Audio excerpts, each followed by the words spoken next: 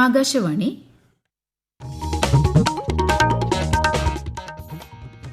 നമസ്കാരം.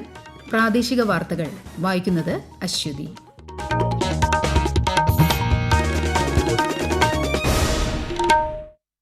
പ്രധാന വാർത്തകൾ.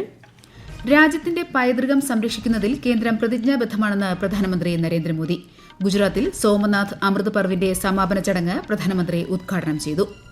കേരളത്തിൽ പുതിയ മുഖ്യമന്ത്രിയെ സംബന്ധിച്ച പ്രഖ്യാപനം വൈകുന്നു. കേന്ദ്ര നേതൃത്വത്തിന്റെ തീരുമാനം കാത്ത് സംസ്ഥാന നേതാക്കൾ.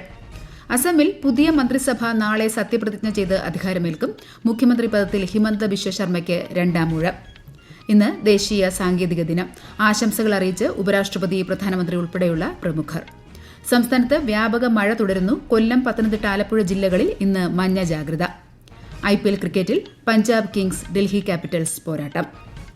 രാജ്യത്തിന്റെ പൈതൃകം സംരക്ഷിക്കുന്നതിൽ കേന്ദ്രം പ്രതിജ്ഞാബദ്ധമാണെന്ന് പ്രധാനമന്ത്രി നരേന്ദ്രമോദി.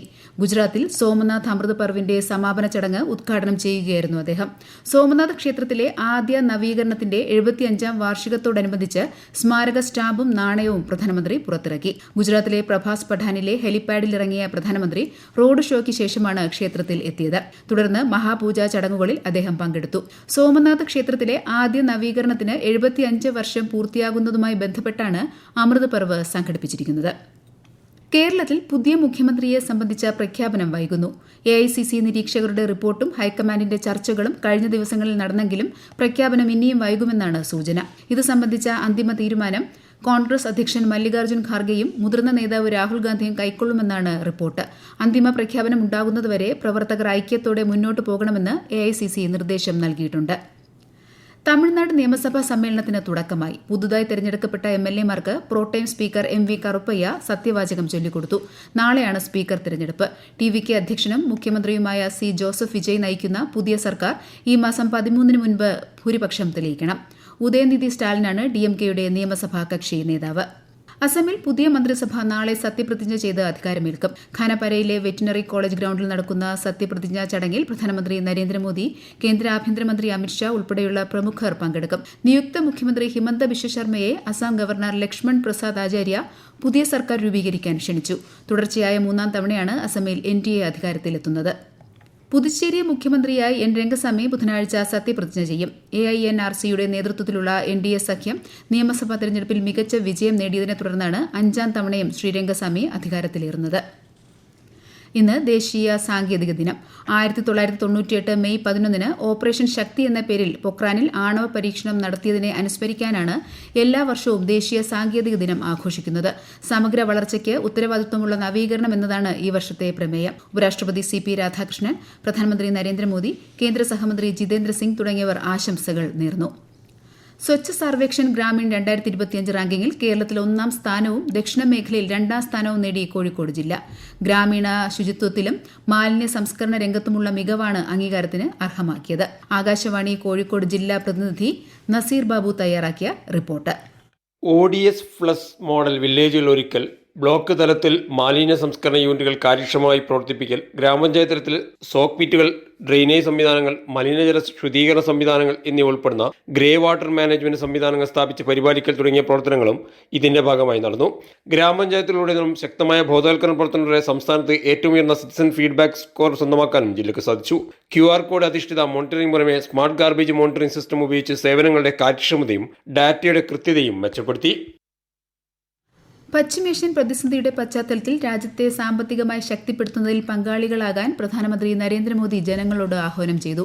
ഹൈദരാബാദിൽ ഇന്നലെ നടന്ന പൊതുചടങ്ങിൽ സംസാരിക്കവെയാണ് വിദേശ നാണ്യ ശേഖരം സംരക്ഷിക്കുന്നതിനായി പൌരന്മാർ സ്വീകരിക്കേണ്ട നടപടികളെക്കുറിച്ച് അദ്ദേഹം വിശദീകരിച്ചത്. ആഗോള വിപണിയിൽ അസംസ്കൃത എണ്ണവില വർദ്ധിക്കുന്ന സാഹചര്യത്തിൽ ഇന്ധന ഉപഭോഗം കുറയ്ക്കണമെന്ന് പ്രധാനമന്ത്രി ആവശ്യപ്പെട്ടു. പൊതുഗതാഗത സംവിധാനങ്ങൾ പരമാവധി ഉപയോഗപ്പെടുത്തുക, അത്യാവശ്യമല്ലാത്ത വിദേശയാത്രകൾ 1 വർഷത്തേക്ക് ഒഴിവാക്കുക, വിദേശ രാജ്യങ്ങളിലെ ആഡംബര വിവാഹങ്ങൾ ഒഴിവാക്കി പണം നാട്ടിൽ തന്നെ ചെലവഴിക്കുക, സ്വർണ്ണ ഉപഭോഗം പരിമിതപ്പെടുത്തുക എന്നിവയും നിർദ്ദേശങ്ങളിൽ ഉൾപ്പെടുന്നു. പുനരുപയോഗ ഊർജ്ജശേഷിയിൽ ആഗോളതലത്തിൽ ഇന്ത്യ 3ാം സ്ഥാനത്തെത്തിയതായി മോർഗൻ സ്റ്റാൻലി റിപ്പോർട്ട്. പുനരുപയോഗ ഊർജ്ജ മന്ത്രാലയത്തിന്റെ ഡാറ്റ പ്രകാരം ആഭ്യന്തര സോളാർ മോഡ്യൂൾ ശേഷി 2024 38 ജിഗാവാട്ടിൽ നിന്ന് 2025 74 ജിഗാവാട്ടായി. സോളാർ സെല്ലിന്റെ ശേഷിയും 9 ജിഗാവാട്ടിൽ നിന്ന് 25 ജിഗാവാട്ടായി വർദ്ധിച്ചു. ഇന്ത്യയിലെ ഫോസിൽ ഇതര ഇന്ധന ശേഷി 262.7 ഗിഗാവാട്ടിലും എത്തിയതായി മന്ത്രാലയം റിപ്പോർട്ടിൽ പറയുന്നു. കേന്ദ്ര ബാങ്കിംഗ് മേഖലയിലെ സഹകരണം വർദ്ധിപ്പിക്കുക എന്ന ലക്ഷ്യത്തോടെ റിസർവ് ബാങ്ക് ഓഫ് ഇന്ത്യയും യൂറോപ്യൻ സെൻട്രൽ ബാങ്കും ധാരണാപത്രത്തിൽ ഒപ്പുവച്ചു. സ്വിറ്റ്സർലാൻഡിലെ ബേസിലിൽ നടന്ന ബാങ്ക് ഫോർ ഇന്റർനാഷണൽ സെറ്റിൽമെന്റ്സ് മീറ്റിംഗിൽ RBI ഗവർണർ സഞ്ജയ് മൽഹോത്രയും ECB പ്രസിഡന്റ് ക്രിസ്റ്റീൻ ലഗാർഡും ചേർന്നാണ് കരാറിൽ ഒപ്പുവച്ചത്. ഇതിലൂടെ കേന്ദ്ര ബാങ്കിംഗ് രീതികളിലും സാമ്പത്തിക മേഖലാ വികസനങ്ങളിലും സ്ഥാപനപരമായ ഇടപെടലും സഹകരണവും കൂടുതൽ ശക്തിപ്പെടുത്തുമെന്ന് പ്രതീക്ഷിക്കുന്നതായി RBI അറിയിച്ചു. ഈ വാർത്തകൾ ആകാശവാണിയിൽ നിന്ന്.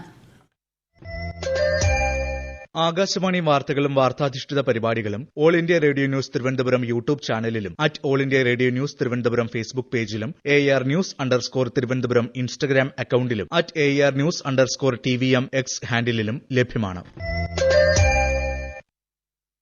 സംസ്ഥാനത്ത് വ്യാപക മഴ തുടരുന്നു. കൊല്ലം, പത്തനംതിട്ട, ആലപ്പുഴ ജില്ലകളിൽ ഇന്ന് മഞ്ഞ ജാഗ്രതയാണ്. ലക്ഷദ്വീപിനും കേരള തീരത്തിനും സമീപത്തായി ചക്രവാത ചുഴി നിലനിൽക്കുന്നതിനാൽ വ്യാഴാഴ്ച വരെ മഴയ്ക്ക് സാധ്യതയുണ്ടെന്ന് കേന്ദ്ര കാലാവസ്ഥാ വകുപ്പ് അറിയിച്ചു. കനത്ത ചൂടിന് ആശ്വാസമായി കഴിഞ്ഞ ദിവസങ്ങളിൽ പാലക്കാട് ജില്ലയിൽ വേനൽ മഴ ലഭിച്ചെങ്കിലും ഈ സീസണിൽ വേനൽ മഴയിൽ 60% കുറവുണ്ടായത് ജില്ലയിലെ കുടിവെള്ളക്ഷാമം രൂക്ഷമായിരിക്കുകയാണ്. വിശദാംശങ്ങളുമായി ആകാശവാണി പാലക്കാട് ജില്ലാ പ്രതിനിധി ഫൈസൽ ലിമുത്ത്.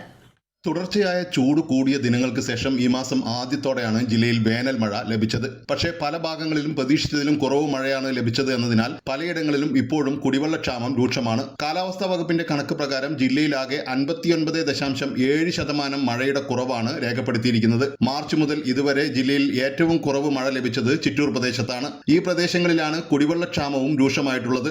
തൃത്താല മേഖലയിലാണ് താരതമ്യേന ജില്ലയിൽ കൂടുതൽ മഴ ലഭിച്ചിരിക്കുന്നത്. അട്ടപ്പാടി മേഖലയിലും മഴ കുറവായിരുന്നു. കാലവർഷം ഈ കുറവ് പരിഹരിക്കുമെന്നാണ് പ്രതീക്ഷ.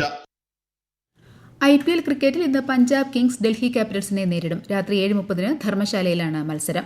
ആകാശവാണി 90ാം വാർഷികാഘോഷങ്ങളുടെ ഭാഗമായി തിരുവനന്തപുരം നിലയം ശ്രീ ചെമ്പൈ മെമ്മോറിയൽ ട്രസ്റ്റിന്റെ സഹകരണത്തോടെ നാളെ സംഗീത കച്ചേരി സംഘടിപ്പിക്കും. ശ്രീവരാഹം ചെമ്പൈ മെമ്മോറിയൽ ഹാളിൽ വൈകിട്ട് 6 മണിക്കാണ് പരിപാടി. Pandalam S Naveen, Udupi S Sreejith, Cherthala G Krishnakumar, Anchal H Krishna Iyer എന്നിവർ കച്ചേരി അവതരിപ്പിക്കും. ആകാശവാണി അഖില കേരള റേഡിയോ നാടകോത്സവത്തിൽ ഇന്ന് രാത്രി 9:30 തിരുവനന്തപുരം നിലയത്തിന്റെ ദൈവത്തിൻ മനമാരി കണ്ടു എന്ന നാടകം പ്രക്ഷേപണം ചെയ്യും. പ്രശസ്ത നടൻ മോഹൻലാലാണ് ഇതിലെ പ്രധാന കഥാപാത്രത്തിന് ശബ്ദം നൽകിയിരിക്കുന്നത്. MR ഗോപകുമാർ, ഭാഗ്യലക്ഷ്മി, നന്ദു, സന്ധ്യ രാജേന്ദ്രൻ, സാജൻ സൂര്യ തുടങ്ങിയവരും കഥാപാത്രങ്ങളെ അവതരിപ്പിക്കും. ജയരാജ് മിത്രയുടെ രചനയിൽ റൂബി ബാബുവാണ് നാടകത്തിന്റെ സംവിധായിക. നാളെ ഉച്ചയ്ക്ക് 1 മണിക്ക് ഈ നാടകത്തിന്റെ പുനഃപ്രക്ഷേപണം ഉണ്ടായിരിക്കും. 8 വർഷത്തെ ഇടവേളയ്ക്ക് ശേഷം പുനരാരംഭിച്ച നാടകോത്സവം ഈ മാസം 18 സമാപിക്കും. പത്തനംതിട്ട തിരുവല്ല സ്വദേശിനി അജിത KV വികസിപ്പിച്ച ഹൈബ്രിഡ് ഇനം താമരകളായ മയൂരി, പനീർ എന്നിവയ്ക്ക് കേന്ദ്ര സർക്കാരിന്റെ plant variety protection and farmers rights അതോറിറ്റിയുടെ അംഗീകാരം ലഭിച്ചു. പുതിയ സസ്യ ഇനങ്ങൾ വികസിപ്പിക്കുന്നവർക്ക് അവകാശ സംരക്ഷണം നൽകുന്നതിനോടൊപ്പം കർഷകരുടെ പരമ്പരാഗത അവകാശങ്ങൾ സംരക്ഷിക്കുന്നതാണ് ഈ അംഗീകാരം. ശബരിമലയിൽ ഇടവമാസ പൂജാ ദർശനത്തിനായി വെർച്വൽ ക്യൂ ബുക്കിംഗ് ആരംഭിച്ചു. ഈ മാസം 14 വൈകിട്ട് 5 മണിക്ക് നട തുറക്കും. അന്നേ ദിവസം പ്രത്യേക പൂജകൾ ഉണ്ടായിരിക്കില്ല. ഇടവമാസ പൂജകൾ പൂർത്തിയാക്കി ഈ മാസം 19 രാത്രി 10 നട അടയ്ക്കും.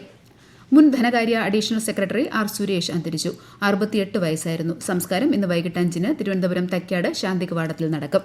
രാജ്യത്തെ ഓഹരി വിപണികളിൽ നഷ്ടം. സെൻസെക്സ് 874 പോയിന്റ് താഴ്ന്ന് 76,453-ലും നിഫ്റ്റി 235 പോയിന്റ് നഷ്ടത്തിൽ 23,938-ലും വ്യാപാരം തുടരുന്നു. സ്വർണ്ണവില കുറഞ്ഞു. പവന് 160 രൂപ കുറഞ്ഞ് 1,11,560 രൂപയും ഗ്രാമിന് 13,945 രൂപയുമാണ് ഇന്നത്തെ വില. പ്രധാന വാർത്തകൾ വീണ്ടും. രാജ്യത്തിന്റെ പൈതൃകം സംരക്ഷിക്കുന്നതിൽ കേന്ദ്രം പ്രതിജ്ഞാബദ്ധമാണെന്ന് പ്രധാനമന്ത്രി നരേന്ദ്രമോദി. ഗുജറാത്തിൽ സോമനാഥ് അമൃത് പർവിന്റെ സമാപന ചടങ്ങ് പ്രധാനമന്ത്രി ഉദ്ഘാടനം ചെയ്തു. കേരളത്തിൽ പുതിയ മുഖ്യമന്ത്രിയെ സംബന്ധിച്ച പ്രഖ്യാപനം വൈകുന്നു. കേന്ദ്ര നേതൃത്വത്തിന്റെ തീരുമാനം കാത്ത് സംസ്ഥാന നേതാക്കൾ. അസമിൽ പുതിയ മന്ത്രിസഭ നാളെ സത്യപ്രതിജ്ഞ ചെയ്ത് അധികാരമേൽക്കും. മുഖ്യമന്ത്രി പദത്തിൽ ഹിമന്ത ബിശ്വ ശർമ്മയ്ക്ക് 2ാം ഊഴം. ഇന്ന് ദേശീയ സാങ്കേതിക ദിനം. ആശംസകൾ അറിയിച്ച് ഉപരാഷ്ട്രപതി, പ്രധാനമന്ത്രി ഉൾപ്പെടെയുള്ള പ്രമുഖർ. സംസ്ഥാനത്ത് വ്യാപക മഴ തുടരുന്നു. കൊല്ലം, പത്തനംതിട്ട, ആലപ്പുഴ ജില്ലകളിൽ ഇന്ന് മഞ്ഞ ജാഗ്രത. IPL ക്രിക്കറ്റിൽ പഞ്ചാബ് കിങ്സ് ഡൽഹി ക്യാപിറ്റൽസ് പോരാട്ടം. പ്രാദേശിക വാർത്തകൾ കഴിഞ്ഞു. അടുത്ത വാർത്താ പ്രക്ഷേപണം 1:50.